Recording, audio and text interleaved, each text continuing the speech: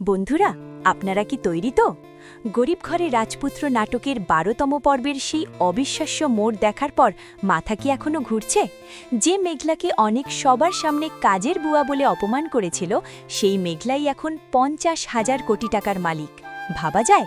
আজকে রিভিউতে আমরা আলোচনা করব আগামী পর্বে ঠিক কি ধামাকা হতে চলেছে।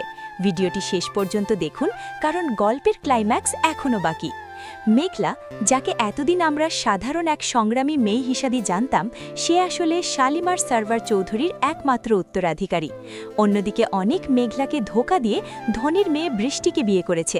আর আছে রাতুলির বাবা, যিনি এখন হন্যে হয়ে খুঁজছেন শালিমার বিল্ডার্স গ্রুপের নতুন মালিককে, অথচ তিনি জানেনই না সেই মালিক তার বাড়ির ঠিক পাশেই আছে। আগামী পর্বে আমরা দেখতে পাব এক চরম নাটকীয় দৃশ্য।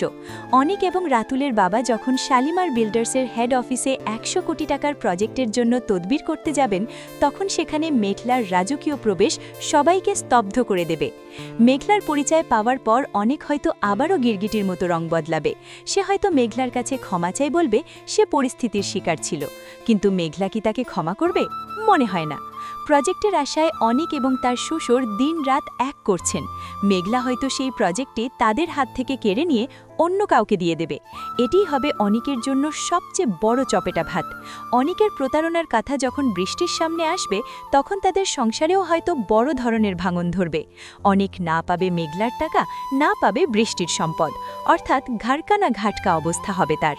মেঘলা কি পারবে তার পালক বাবা মায়ের সম্মান ফিরিয়ে দিতে, নাকি ক্ষমতার দাপটে বদলে যাবে তার মন? আর অনিকের পতন দেখতে আপনারা কতটা মুখিয়ে আছেন? কমেন্ট করে আমাদের জানান। আপনার কি মনে হয়? কমেন্টস করে জানান। ভিডিওটি ভালো লাগলে লাইক দিন, কমেন্ট করুন এবং সাবস্ক্রাইব করে বেল আইকনটি বাজিয়ে রাখুন, কারণ আমরা সব সময় নাটকের আপডেটগুলো দিয়ে থাকি। দেখা হচ্ছে নতুন কোনো ভিডিওতে। আল্লাহ হাফিজ।